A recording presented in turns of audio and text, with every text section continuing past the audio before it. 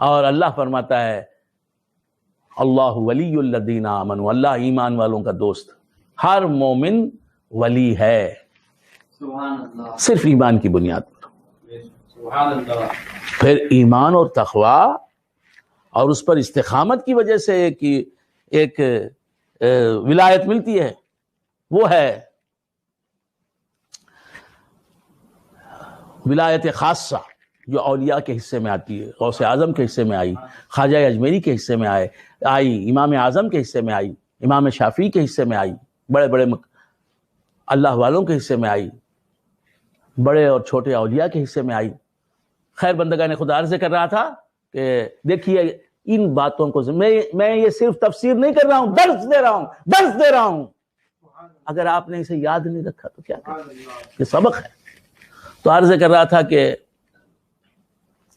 سرکار دو عالم صلی اللہ علیہ وآلہ وآصحابہ وسلم نے جو خبریں دیں غیب کی، اور جو باتیں بیان کی،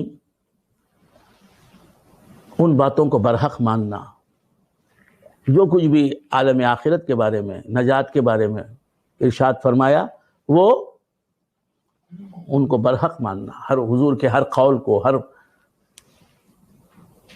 ارشاد کو برحق ماننا، یہ ہے ایمان، سچ ماننا حضور کی ہر بات کو، ہر خبر کو۔ تو معلوم یہ ہوا کہ نبی کے لیے، حضور ہی نہیں جتنے بھی انبیاء ہوئے ہیں، نبی کے لیے عالم غیب کی خبریں دینا، غیب کی خبریں دینا ضروری ہے۔ نبی ہوتا ہی وہ ہے جو غیب کی خبریں دیتا ہے، اور غیب کی خبریں وہی دے سکتا ہے جو غیب کے علم سے واقف ہو، غیب کے علم سے مالا مال ہو۔ جو غیب داں نہیں ہو سکتا۔ ہر نبی نے نبوت کے بعد، اعلان نبوت کے بعد غیب کی خبریں ہی سنائیں کہ اللہ ہے، تم نے دیکھا نہیں، غیب میں ہے، مانو اس کے یہ صفات ہے، مانو جنت ہے، مانو دوزخ ہے، مانو پلصراط ہے، مانو میزان ہے، مانو میدان قیامت ہے، مانو فلاں گناہ کا فلاں عذاب ہے، مانو فلاں نیکی کا فلاں ثواب ہے، مانو۔ تو کامل حیدرآبادی رحمۃ اللہ علیہ فرماتے ہیں کہ نبی ہونے کے لیے غیب داں ہونا، علم غیب کا رکھنا، یہ شرط ہے۔ نبی کہتے ہیں اس کو، کامل حیدرآبادی رحمۃ اللہ علیہ فرماتے ہیں کہ نبی کہتے ہیں اس کو جس کو علم غیب ہوتا ہے، مکمل سے مکمل آگہی لفظ نبوت ہے۔ اب کچھ عشق رسول کی بات ہو جائے۔ ایمان کیا ہے؟ ایمان کیا ہے؟ کچھ باتیں نئی بھی آپ نے سنی ہوں گی ایمان کے بارے میں۔ تو ایمان کیا ہے؟ رسول اللہ صلی اللہ علیہ وسلم نے عالم غیب میں موجود رہنے والی چیزوں کے بارے میں جو بتایا، اس بیان کو سچ ماننا، تصدیق ما جاء بہ النبی صلی اللہ علیہ وسلم، یہ ایمان۔ حضور کی جو غیب، حضور نے جو غیب کی خبریں دی، ان کو برحق ماننا، سچ ماننا، ان پر یقین کرنا، یہ ہے ایمان۔ الایمان هو الیقین، ایمان یقین کا دوسرا نام ہے۔ حضور کی بتائی ہوئی باتیں نظر میں نہیں آئیں، سماعت میں آ گئیں صحابہ کے۔ صحابہ نے دیکھی جانے والی چیزوں سے زیادہ ان کو باور کیا، ان پر یقین کیا۔ تو معلوم یہ ہوا کہ ایمان وہ کام انجام دیتا ہے جو آنکھیں نہیں دیتی، کان نہیں دیتے، لب و دندان نہیں دیتے، حواس نہیں دیتے۔ اب ایمان کیا ہے؟ سرکار دو عالم صلی اللہ علیہ وآلہ یؤمن احدکم حتی اکون احب الیہ من والدہ وولدہ والناس اجمعین، تم میں سے کوئی شخص اس وقت تک مومن نہیں ہو سکتا جب تک کہ میں اس کے نزدیک، اس کے ماں باپ، باپ کا لفظ ہے، ماں بھی داخل ہے اس میں، حضور فرماتے ہیں کہ تم میں سے کوئی شخص اس وقت تک مومن نہیں ہو سکتا، مسلمان نہیں ہو سکتا۔ ہر مومن مسلمان ہے۔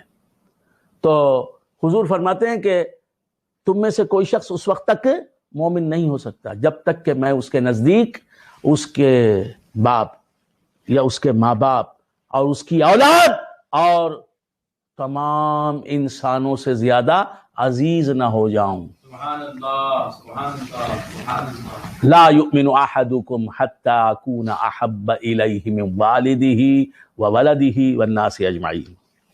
سبحان اللہ۔ تو معلوم یہ ہوا کہ حضور کو اپنے ماں باپ، اپنی اولاد اور ساری انسانیت سے زیادہ عزیز رکھنا۔ تو مومن کون ہوتا ہے؟ جو آقا علیہ الصلوۃ والسلام کو اپنے باپ سے زیادہ عزیز رکھتا ہے، اپنے باپ سے زیادہ چاہتا ہے، اپنی ماں سے زیادہ چاہتا ہے، اپنی اولاد سے زیادہ چاہتا ہے، اور سارے انسانوں سے زیادہ چاہتا ہے، یہاں تک کہ اپنی جان سے زیادہ چاہتا ہے۔ انسانوں میں یہ بھی آ گیا نا، انسانوں میں یہ بھی آ گیا۔ تو جو حضور کو سب انسانوں سے زیادہ چاہے گا، جو حضور کو سب انسانوں سے زیادہ چاہے گا، خود سے بھی زیادہ چاہے گا، ماں باپ سے بھی زیادہ چاہے گا، اپنی اولاد، اپنی ذریت سے زیادہ چاہے گا، تو وہ حضور کو کیا جانے گا؟ اپنے ماں باپ سے زیادہ، اپنے ماں باپ سے زیادہ جانے گا، اپنے ماں باپ سے افضل جانے گا، اپنی اولاد سے افضل جانے گا، خود سے اور تمام انسانوں سے زیادہ افضل جانے گا۔ اس کا ایک مطلب کیا نکلتا ہے کہ سرکار کو وہ بے مثل جانے گا، سبحان اللہ، سبحان اللہ۔ کہ میرے ماں باپ حضور کے جیسے نہیں، میں حضور کے جیسا نہیں۔ حضرت آدم علیہ الصلوۃ والسلام سے لے کے مجھ تک جتنی بھی انسانیت پیدا ہوئی ہے، حضرت آدم علیہ السلام کے زمانے سے لے کر میرے زمانے تک، میرے وقت تک جتنی بھی انسانیت پیدا ہوئی اور آئندہ جتنی انسانیت پیدا ہوگی، ان میں کوئی حضور کے برابر نہیں، حضور کے جیسا نہیں۔ سبحان اللہ، سبحان اللہ۔ بات سمجھ میں آ رہی ہے؟